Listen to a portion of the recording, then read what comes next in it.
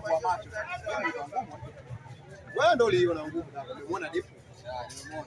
Unahesabu lakini namba ya juu. Kuna washambuliaji, kuna forward wameondoka Tanzania, hawajawahi kufunga ligi kuu ya Tanzania na wamecheza dakika kibao. Depu hizi za leo 90 ukizichukua na zile 10 za mchezo uliopita, kwenye dakika 100 ashafunga goli 3 na ameshayasikia mara moja. Hizo ni namba ambazo kuna timu limemsajili mshambuliaji kutoka Zambia, mnamjua, lakini kaondoka hajafunga goli wala ayasisi moja tu kwa ligi kuu. Huyo ndo Depu sasa. Yaani huyo Depu afue kinyago na yeye. Yaani kwa hiyo ndio tunamsifia hivi. Sasa tumsifie kwenye nini? Wewe kumwona mechi ya Ahali ugenini Alexandria anakuja choma. Hamjaona attempt zake? Sawa tu, hizi Dube anafunga mnaanisha mijadala. Mimi hakuna kitu na fry kama nimuone Dube anafunga. Yaani Depu acha afunge mawili matatu manne, lakini Prince mimi akishafunga na kuaga na amani, kwa sababu Prince ndio mshambuliaji anaongoza kunangwa kwenye mpira wa Tanzania kuliko mshambuliaji yoyote. Kuna washambuliaji mpaka wanaondoka wafungi magoli, kuna mshambuliaji mpaka mwaka unaisha anafunga goli moja, lakini hutaona wakinangwa, ananangwa Prince. Kwa hiyo kwangu mimi nikiangalia mechi ya Yanga ameshinda. Nikienda kuangalia kwenye scoreboard nikamwona Prince Dube amefunga, huaga najisikia amani. Leo Dube ameshinda mechi zote, amefunga. Depu anaendelea alipoishia, muendelezo anaenda kuendelezea sana. Huu uwanja kashazoea sana na atafunga sana. Sawa, Kevo, kama ulikuwa kwanza kupata ngeli wa pressure nyingi kama mashabiki au unaonekana mtu bora kiasi kama ambavyo. Of course kocha aliamua kuja kwa staili nyingine na wachezaji wengine mchezoni. Pengine ni mechi yake ya kwanza, nadhani kama sio ya kwanza, ya pili kwa msimu huu, akiwa anaanza kwenye kikosi cha kwanza.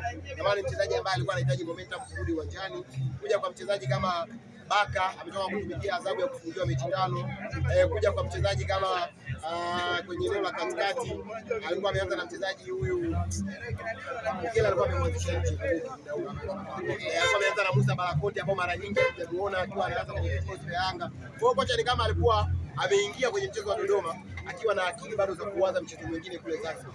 Baadaye umeona kwenye substitution ametoka Barakote, ameingia Abuya, kama Mhakiri, ameingia kina Lasimona na Okelo. Timu imerudi kufunga kama kawaida.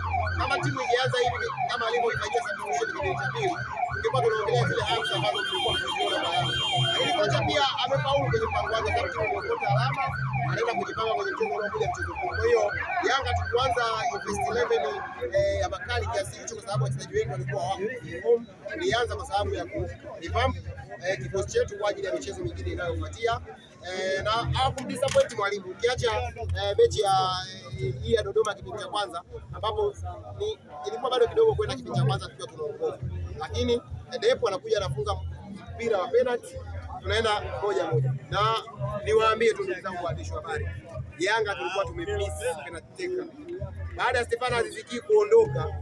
Nadhani huyo Depu sasa hivi anampiga penalty nyingine hatari kwenye kikosi. Wewe umeona Ali Salim amerudia ujinga wake ule ule aliokuwa anaufanya Tanga, anatoka kabla ya mstari. Sasa kwa Depu ametoka kabla ya mstari na bado mpira amepishana nao. Kwa hiyo huyu Depu tumepata mpigaji mwingine wa penalty za usahihi kwenye kikosi cha Yanga. Dodoma nawapongeza kwa sababu plani yao ya kipindi cha kwanza ni kama walitumwa na Al Ahly kuja kuumiza wachezaji, lakini mipango yao ikawa imekufa baada ya kipindi cha kwanza kumalizika. Hakuna mchezaji ambaye aliumia akapata serious injury. Unaona bisa walikuwa wanafika mguuni, nani akishika mpira wanakuja wamemgoma. Nani yule Depu alikuwa kila kidrive wamemwekea mguu. Angalia Kibwala tulikuwa tunamfanyia kama alikuja na mitani kwamba hawa Yanga wanaenda kucheza this weekend. Kwa hiyo twendeni tuwakazie, tufike kwenye maeneo kwa wakati, tucheze viatu sana, tuwatoe kwenye mchezo. Na wakafanikiwa. Angalia faulu iliyotokea kwa Musa Kapeta, watu wameenda kufunga. Edgar baada ya kufunga, umeona Yanga hawajatoka tena mchezoni, maintain kwenye pressure. Tumekuja tumepata penalty, tumetoa kipindi cha pili, substitution zimefanyika, mashambulizi umeona, mechi imeisha 3-1, ingeweza kuisha 5-1. Hatukuwa tu wakati kwenye lango la Dodoma. Kwa hiyo Dodoma tushakula zabibu, kinachofuata National Ahali bali Ismail. Tunazungumzia mchezo wa leo, wewe usahau kutaja ujio wa Damaro Kamara ambapo alikuja na wakati unaona baadhi ya watu kama nani, na bora umeniuliza hilo swali. Unajua kuna waandishi wa habari Tanzania na wachambuzi wako kwenye ajenda na wamemezeshwa propaganda ya kuwafifisha wachezaji wa Yanga. Yaani hii tusifiche. Kuna mchambuzi sijui ni mwandishi wa habari wengine sitaki kumtaja au nimtaje, Farhani kapewa ajenda zake za kufifisha wachezaji wa Yanga. Yaani uwezo kajiita wewe ni mchambuzi mkubwa, mwandishi wa habari mkubwa kwa andiko aliloliandika la Damaro masaa 4 kabla ya mpira wa Yanga wa leo kuanza. Kwa hiyo nikiwaambia ndugu zangu, kuna watu wamepeshwa ajenda za kuififisha Yanga mitandaoni, muwe mnanielewa. Yaani paragrafu ya kwanza ukisoma, usiposoma paragrafu ya pili unaweza ukasema huyu kaamka kuja kumsifia Damaro, lakini kumbe kamsifia kwa 20%, kampopoa kwa 80%. Hizi ajenda zao tunazijua, wametumwa kuwatoa wachezaji kwenye concentration, lakini Yanga ni timu kubwa, wanapocheza sasa hizi sisi ndo master kwa kwenye mambo hayo. Kwa hiyo kurukaruka kwa Marage ndio kuiva kwake, wao waendelee kuwatoa wachezaji kwenye mchezo, kwenye concentration, lakini wachezaji wetu wako pale wote waliomkatia tamaa.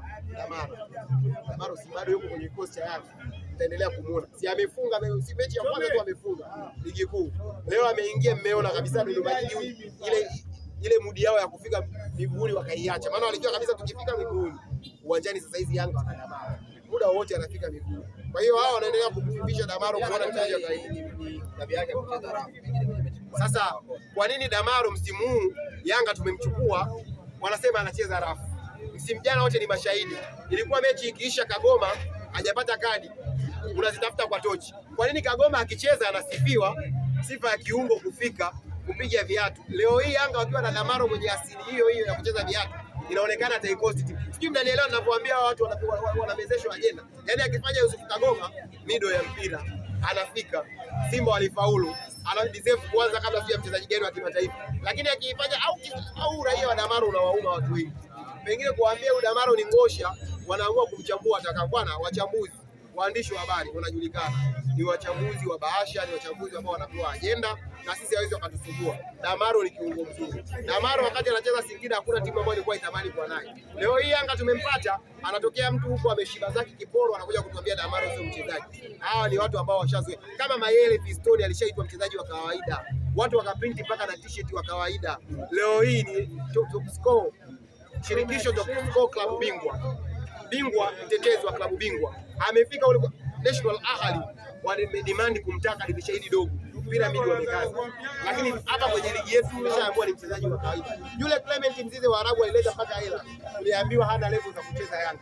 Utakuja kushangaa Sheikh wa Damaro watu kusema anafika sio anacheza rafu. Hawa wanaongea ni wafamaji waishi kupata. Tunaona wao wenyewe kila siku wanasajili. Watu hawaongei. Yanga tungekuwa tunasajili kila siku. Yaani mimi sasa hivi nikiingia Instagram nakuta wametambulisha mchezaji. Jana wameshusha chuma gani? Na nimeona nani anaitwa Sabade Aura anaitwa Aura. Kuna wachambuzi wanasema eti wakati Pacome yupo Asset Mimosa alikuwa anawekwa benchi na nani? Wakiandika hivyo, waulizeni swali moja Scope. Mtu ambaye anakuambia Aura alikuwa anaanza mbele ya Pacome, muulize huyo Aura ameshaitwa kwenye majina 100 ya wachezaji wa Ivory Coast, alishacheza timu ya taifa ya Ivory Coast hata dakika 2. Pacome zozoa huyu wa Yanga Afrika ambao wanasema alikuwa anawekwa benchi na Aura. Pacome alikuwa anaanza, yaani anaitwa kwenye kikosi cha Ivory Coast. Wewe Aura mara ya mwisho sasa hawa ni wafamaji hawezi kutapata. Kuna mtu anaitwa mzee wa jamii. Yeye akiamka ni Aura amemuonea wapi? Namba zake ziko wapi? Sasa ogopa mchambuzi anakuja kumchambua mchezaji kwa chuki, anakuambia alikuwa anaanza, Pacome anakaa benchi. Hajui hata position ya mchezaji. Yule anacheza winga. Pacome alikuwa ni mbadala wa Stefan Aziz. Sasa kama una nia kuisema Yanga vibaya, njoo na pointi basi za kueleweka. Sio unakuja na pointi ambazo hazina vichwa wala miguu. Wakiwauliza Pacome alikuwa anaanzia benchi mbele ya Aura, sio Aura. Na hisi mimi ni Aura mmemwonea wapi? Mwambieni majibu tu ni mawili. Sawa, tumekubali Pacome alikuwa anaanzia benchi mbele ya Aura. Lakini Kram alikuwa anaanza, lakini alifeli kwenye hiyo timu ambayo amekuja sasa hizi Aura. Alafu Pacome Zouzoua ni habari nyingine, anaitwa kwenye wachezaji 30 wa Ivory Coast. Yaani unapowaona wale kina Amani Diallo, unapowaona wale wanaitwa kwenye kikosi cha Ivory Coast, wakisema kuna mtu tumemsahau.